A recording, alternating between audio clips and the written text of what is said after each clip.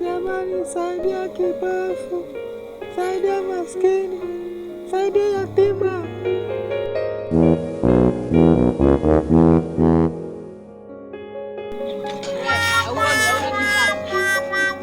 Dada yangu, saidia kipofu. Kipofu gani ambaye umevaa hiyo kiasi kung'ara? Kipofu gani amevaa hiyo? Kwani maskini hatufai kung'ara? Anafaa kung'ara ila wewe ni kipofu gani? Maana unajifanya kama unajifanya wewe ni kipofu wewe. Kwa hiyo huwezi kunisaidia. Tulia hivyo hivyo.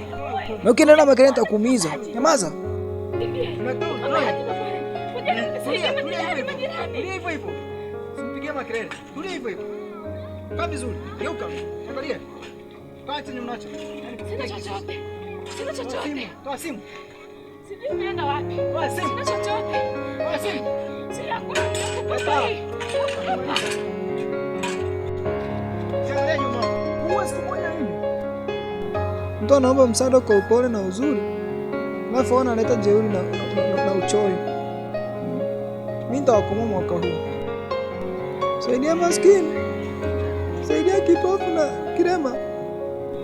Saidia maskini. Saidia kipofu na kirema.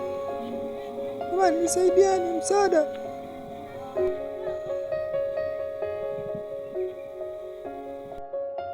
Wewe kaka vipi?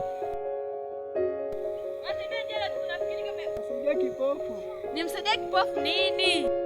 Msaidie na hela dadangu, nikanunue chakula sijala tangu asubuhi. Sina hata shilingi 10 mfukoni, yaani shilingi 5 sina. Nipe chochote tu dada yangu. Usiwe mchoyo kiasi hicho dada yangu. Nenda vitu wewe bwana. Tulia, shenzi kabisa. Jamani. Nyamaza, nikienda kupiga kelele nitakumaliza sasa hivi. Haya, ondoka, shenzi. Natembea tu hapa na hujabeba chochote. Shenzi. Wewe endelea kuropoka, tutakutana tena. Nafikiri ndo mara mwisho. From the book of 1 Timothy 6:10 inasema, uchoyo wa pesa ni mzizi wa mabaya yote. Hivyo basi, ishi na watu vizuri.